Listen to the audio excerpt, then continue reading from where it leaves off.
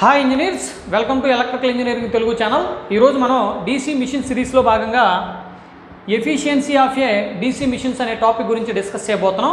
అసలుకి ఎఫిషియన్సీ అంటే ఏంటి? Efficiency is the ratio of output power to the input power. ఎఫిషియన్సీని మనం పర్సంటేజ్లో ఎక్స్ప్రెస్ చేయాలి అంటే ఇంటూ 100 పెట్టి మల్టిప్లై చేయడం జరుగుతుంది.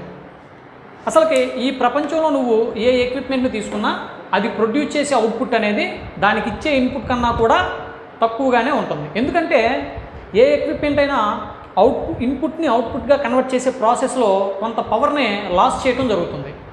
సో అంటే ఏంటి? ఇన్పుట్ అనేది ఎప్పుడూ కూడా అవుట్పుట్ కన్నా ఎక్కువగా ఉంటుంది. So input power is equal to output power plus losses.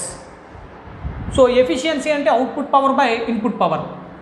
So ఇక్కడ ఈ ఇన్పుట్ పవర్ ప్లేస్లో నేను అవుట్పుట్ పవర్ ప్లస్ లాసెస్ అని పెట్టుకున్నట్లయితే సేమ్ ఎఫిషియన్సీ ఈక్వేషన్ అనేది నాకు output power divided by output power plus losses into 100గా మారిపోతుంది. అదేవిధంగా అవుట్పుట్ పవర్ ప్లేస్లో ఇన్పుట్ పవర్ మైనస్ లాసెస్ అనేది నేను ప్లేస్ చేసినట్లయితే ఈ same equation input power minus losses divided by input power into 100గా మారిపోవడం జరుగుతుంది. సో అంటే ఈ రెండు ఈక్వేషన్స్ కూడా మనకి ఎఫిషియన్సీకి సంబంధించినవే. అయితే ఈ రెండు ఈక్వేషన్స్ని ఏ ఈక్వేషన్ ఎప్పుడు యూటిలైజ్ చేయాలి, ఎక్కడ యూటిలైజ్ చేయాలనేది ఇప్పుడు డిస్కస్ చేద్దాం. చూడండి, in case of generators input అనేది మెకానికల్ ఎనర్జీ, అవుట్పుట్ అనేది ఎలక్ట్రికల్ ఎనర్జీ. సో మన ఎలక్ట్రికల్ డిపార్ట్మెంట్లో మెకానికల్ ఎనర్జీని మెజర్ చేసే, మెకానికల్ పవర్ని మెజర్ చేసే డివైస్ ఏదైనా ఉందా, ఇన్స్ట్రుమెంట్ ఏదైనా ఉందా? నో.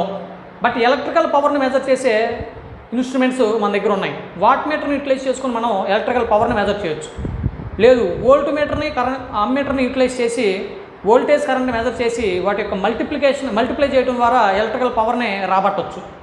సో అంటే ఏంటి? జనరేటర్స్ ప్లేస్లో మనం అవుట్పుట్ని మెజర్ చేయగలం, ఇన్పుట్ని మెజర్ చేయలేం.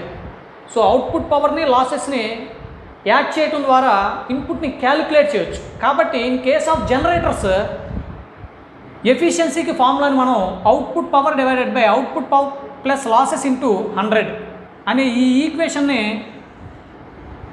యూటిలైజ్ చేయొచ్చు. So this equation is belongs to generators. అదేవిధంగా మోటార్స్లో మనకి input power electrical, output power mechanical. కాబట్టి ఇన్పుట్ పవర్ని మనం మెజర్ చేయగలం కాబట్టి అవుట్పుట్ పవర్ని ఇన్పుట్ పవరు లాసెస్ని మెజర్ చేయడం ద్వారా అవుట్పుట్ పవర్ని క్యాలిక్యులేట్ చేయొచ్చు. కాబట్టి మోటార్స్ ప్లేస్లో మనం ఎఫిషియన్సీకి ఫార్ములాని input power minus losses divided by input power into 100గా రాసుకోవచ్చు అనమాట. So this equation is belongs to motors. So this is all about efficiency of a DC machines. So ఇప్పుడు 2016లో గేట్లో ఇచ్చినటువంటి ఒక ప్రాబ్లమ్ని సాల్వ్ చేద్దాం. ప్రాబ్లం ఏంటంటే a DC shunt generator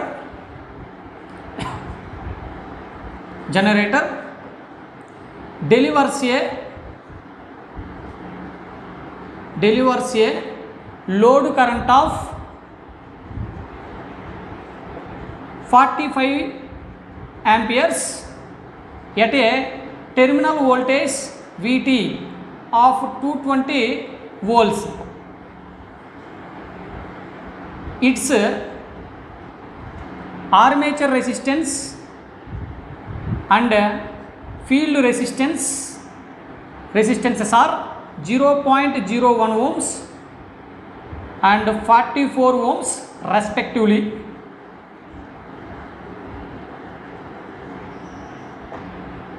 If the stray losses of generator are 375 watts, what is its efficiency? ఇది question అండి. మనకి ప్రాబ్లంలో డీసీ షంట్ జనరేటర్ ఇచ్చాడు కాబట్టి మనం కూడా డీసీ షంట్ జనరేటర్ని డ్రా చేద్దాం. సో ఇది ఫీల్డ్ వైండింగ్, సో ఇది ఆర్మేచర్ వైండింగ్, సో ఇది electrical load. In case of DC shunt generator మనకు ఆర్మేచరు, ఫీల్డ్ వైండింగ్, లోడు 3 కూడా ప్యారలల్గా ఉంటాయి కాబట్టి నేను కూడా ప్యారలల్గా కనెక్ట్ చేయడం జరిగింది. సో ప్రాబ్లంలో మనకి ఆర్మేచర్ రెసిస్టెన్స్ ఆర్ఏ ఎంత ఇచ్చాడండి? 0.01 ఓమ్స్ ఇచ్చాడు. అదేవిధంగా field resistance RF is equal to 44 ohms ఇచ్చాడు. లోడ్ కరెంట్ ఎంత ఇచ్చాడండి? 45 యాంపియర్స్ ఇవ్వడం జరిగింది. So load current IL is equal to 45 amperes ఇచ్చాడు.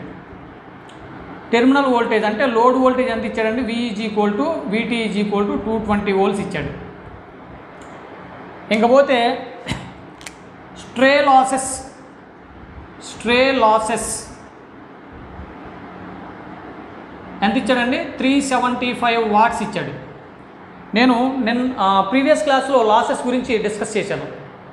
సో స్ట్రే లాసెస్ అంటే రొటేషనల్ లాసెస్ అంటే sum of the mechanical losses plus no load iron losses. So అంటే ఇక్కడ mechanical losses plus no load iron లాసెస్ని కంబైన్డ్గా 375 watts అనేది ఇచ్చాడు. అసలు మనకు టోటల్ లాసెస్ ఎన్ని ఉంటాయని చెప్పాము? ఈ రొటేషనల్ లాసెస్, ఇంకా కాపర్ లాసెస్ అంటే armature copper losses plus field copper losses, ఇంకా బ్రష్ కాంటాక్ట్ లాసెస్, ఇంకా స్ట్రే లోడ్ లాసెస్. చూడండి, నేను ప్రీవియస్ క్లాస్లో కూడా చెప్పాను, ఇప్పుడు కూడా చెప్తున్నాను. స్ట్రే లోడ్ లాసెస్ రెండు డిఫరెంట్ అండి. స్ట్రే లాసెస్ అంటే mechanical losses plus no load iron losses. Stray load losses అంటే లోడ్ మీద డిపెండ్ అయితే అవేంటో క్లియర్గా నేను ప్రీవియస్ క్లాస్లో చెప్పడం జరిగింది. సో ఇక్కడ బ్రష్ కాంటాక్ట్ లాసెస్ గురించి కానీ స్ట్రే లోడ్ లాసెస్ గురించి కానీ ఎటువంటి ఇన్ఫర్మేషన్ ఇవ్వలేదు. కాబట్టి మనం ఏం చేయాలి? ఆ లాసెస్ని మనం నెగ్లెక్ట్ చేసేసేయాలన్నమాట. సో ఇక్కడ ఎఫిషియన్సీని క్యాలిక్యులేట్ చేయాలి అంటే అవుట్పుట్ పవర్ కావాలి, ఇన్పుట్ పవర్ కావాలి. అవుట్పుట్ పవర్ అంటే ఏంటి? చూడండి, ఇక్కడ లోడ్ పవర్. సో మనకు అవుట్పుట్ వోల్టేజ్ ఇచ్చాడు, అవుట్పుట్ కరెంట్ ఇచ్చాడు, కాబట్టి అవుట్పుట్ పవర్ మనకి ఇచ్చినట్లే. So mechanical losses plus no load iron losses already ప్రాబ్లంలో ఇచ్చాడు. సో ఇంకా మనం క్యాలిక్యులేట్ చేయాల్సింది ఏంటి? Copper losses, armature copper losses, field copper losses. So brush contact losses గురించి కానీ స్ట్రే లోడ్ లాసెస్ గురించి కానీ ఇవ్వలేదు కాబట్టి వాటిని నెగ్లెక్ట్ చేస్తున్నాం అనమాట. సో కాబట్టి ఫస్ట్ మనం ఆర్మేచర్ కాపర్ లాసెస్ని కనుక్కోవడానికి ట్రై చేద్దాం. సో ఆర్మేచర్ కాపర్ లాసెస్ అంటే ఏంటండి?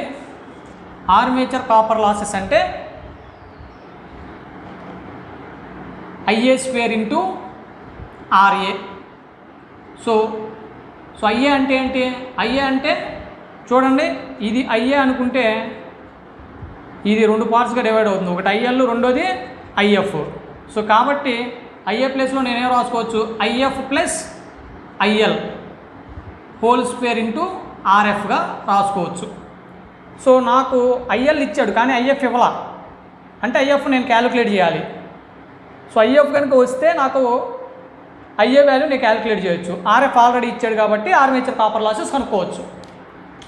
సో కాబట్టి IFను కనుక్కోవాలి ఇప్పుడు. సో IF ఈజ్ ఈక్వల్ ఏంటండి?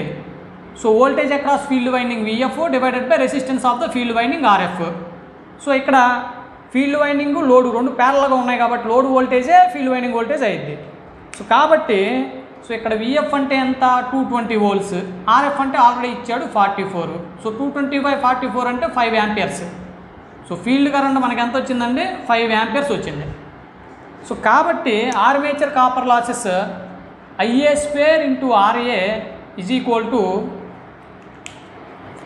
IA అంటే ఏంటి? IA plus IL. IF అంటే 5 ప్లస్ IL అంటే 45. 5 ప్లస్ 45 హోల్² ఇంటూ RA ఎంత ఇచ్చాడండి? 0.01 ఓమ్స్. సో దీన్ని క్యాలిక్యులేట్ చేస్తే 25 వాట్స్ రావడం జరిగింది. సో ఇకపోతే నెక్స్ట్ కాపర్ లాసెస్ ఏంటి? Field copper losses IF² into RF. So ఇక్కడ IF అంటే ఎంత వచ్చింది మనకి? 5 వచ్చింది. సో 5² ఇంటూ RF అంటే 44. సో దీన్ని క్యాలిక్యులేట్ చేస్తే టోటల్గా మనకి 1100 వాట్స్ వస్తున్నాయి. సో ఇక్కడ మనకి ఇప్పుడు టోటల్ లాసెస్ అన్నీ అవైలబుల్గా ఉన్నాయి. So total losses is equal to ఎంత అండి? So total losses is equal to stray losses which is equal to 375 plus armature copper losses 25 plus field copper losses 1100 watts. So total losses which is equal to 1500 watts. మనకు total losses వచ్చేసినాయి. So అయితే ఇప్పుడు output పవర్ని input పవర్ని calculate చేద్దాం. So output power